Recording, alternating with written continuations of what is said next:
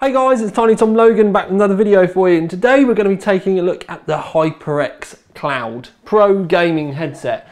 Now we have reviewed this recently on the main website, and you can click the link in the video, or you can go to the in the description underneath, and that will take you through so you can see the photos and the in-depth analysis from when Brian first wrote it. This is really just us to have a good look around it and me to kind of reiterate his thoughts that he put down in the main review.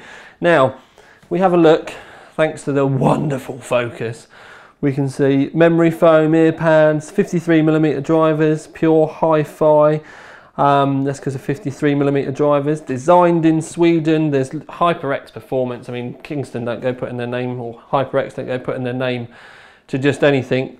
Soft leather earband, closed ear cups, aluminium build, audio. And anyway, but what we're going to do is, I'm not going to bore you. What I'm going to do is I'm going to get this out of the box now, and it is pretty much a pretty sturdy box. Now, yeah, don't zoom out too much, Tom.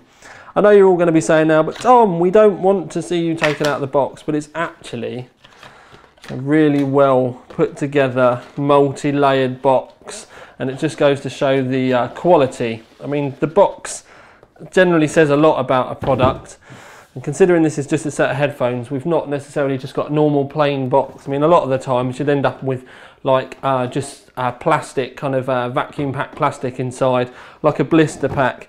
But this is really well put together. As we can see, we've got the HyperX logo on the top there. It actually does look quite apart, and this box is really thick. If we have a look, welcome to the HyperX team.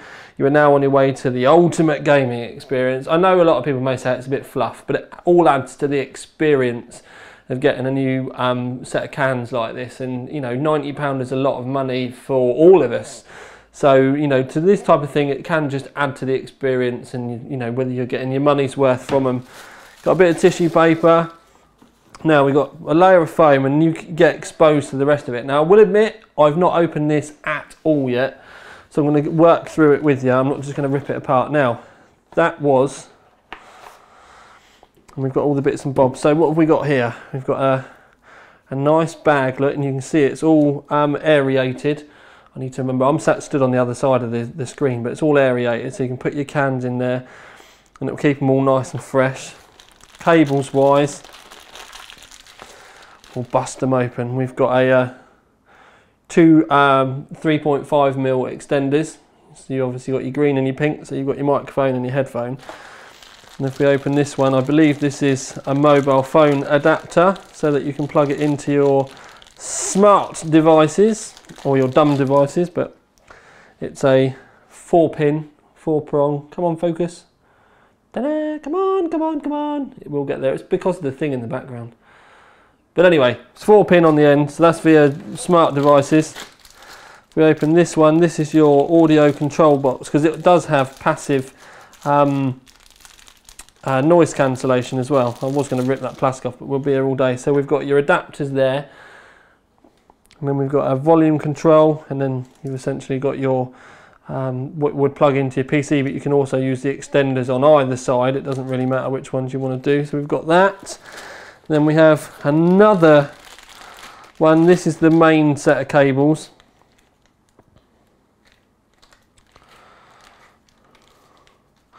And I was trying to unzip it all for you, but these are all braided. There we go. You can see the braid there. That's the with both the cables in. This thinner one is the separate one for the two cables, as you can see there. It's actually a really nice, soft braid as well. It's not cheapy, plasticky braid or anything like that. Now we do have a removable microphone. It's quite a big boom as well. I always think of helicopter pilots when I see these, and if you see me with it on my head, I think you'll have a little bit of a chuckle when you imagine what I'm saying. And then we've got another adapter here, depending on the audio setup you got. I'm not going to bother taking it out. Anyway, the actual headset. So we'll move everything out of the way. Now I need to do this. Now don't forget, I haven't seen this at all yet, so we're learning these bits together, just to show you that. Now, Big Bang Theory, Everybody knows about would you like to peel my plastic? It's giving me wobbly legs. Does anyone want to do the other one? Come on then. Get ready. Get ready. Deep breath.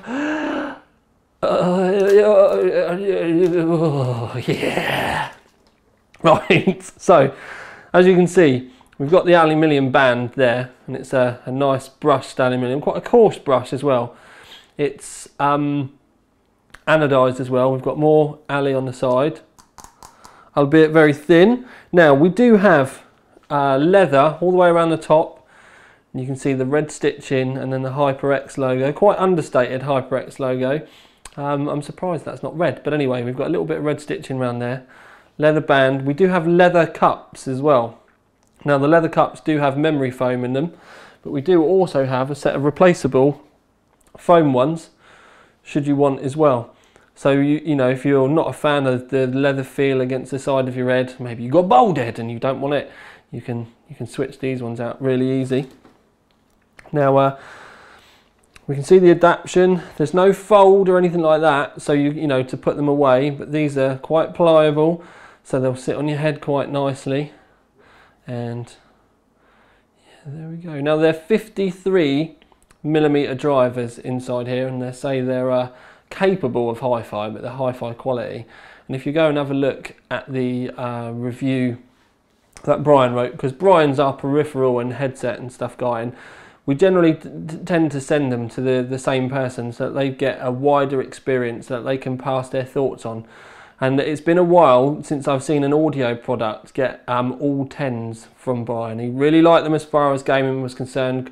Good bass, good reproduction, easy, you know, good for positional, you know, when you're playing FPS games and the like. But also he was really impressed with them for music reproduction as well. I'm just going to stop the camera quickly and put them on, and then I'll have a little bit of a play with them. And then once I've done that, I will finish the video off. So give me half an hour, boys and girls. Right then, peeps. First chance to see me with the cans on. So I can't really see what you can see. So I think I need to come this way. No, I need to come the other way. That's it. But essentially, there we go. It's really hard for me to be able to tell. And they're so nice. Anyway, right.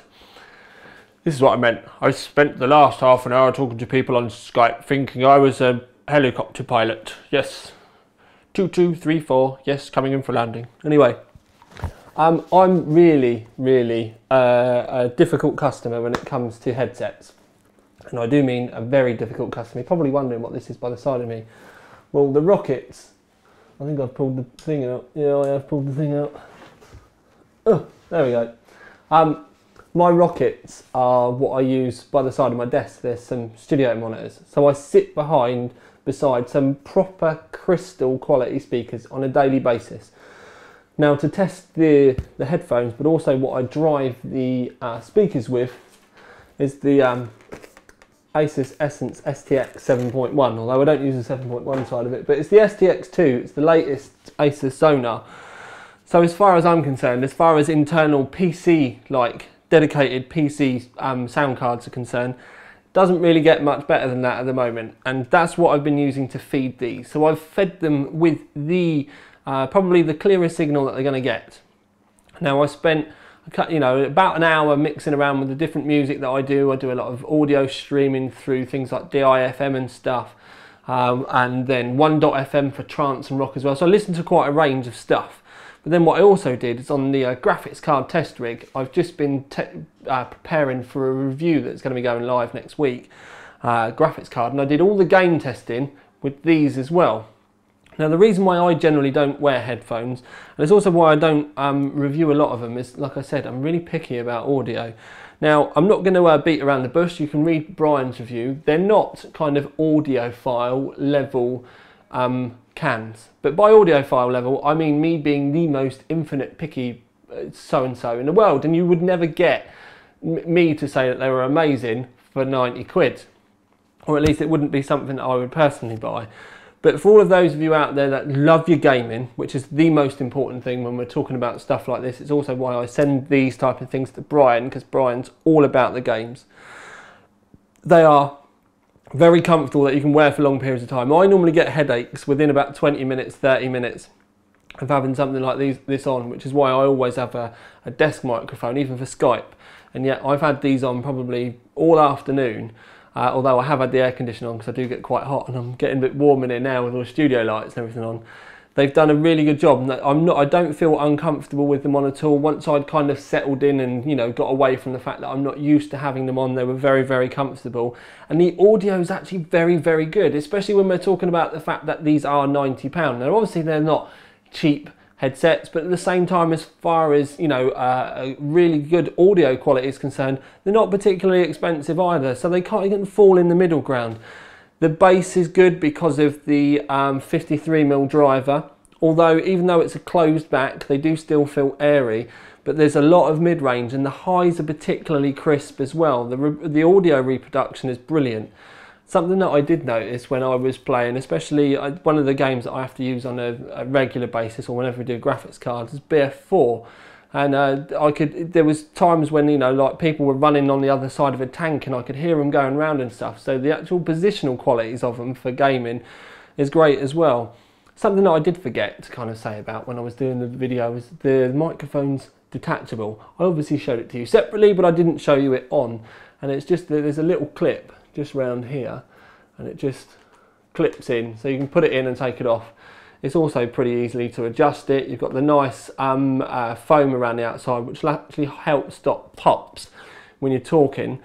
But something they've got passive noise cancelling as well. And I had the air conditioning on earlier on, and I had it blowing a tornado out. And also with the graphics card rigs and stuff when they're on, I don't have them set up so they're going to be really quiet. They're just sat there to blow through, and you know they're just doing their jobs. And it really helped completely get rid of that as well. And it wasn't like I was drowning it out with thunderous bass getting that smashed into my ears or anything.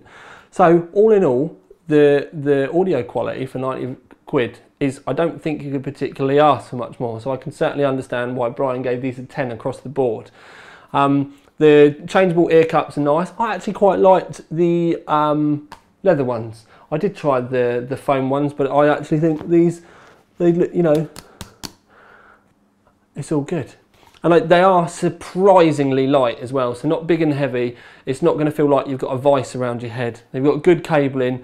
I can honestly say, and it's not very often I get a chance to kind of check up when it comes to stuff like these, but I can understand why Brian has given them such, or you know, holds them in such a high regard. They've definitely earned that gold award over on the forums, on the website rather. So click that, go and have a look.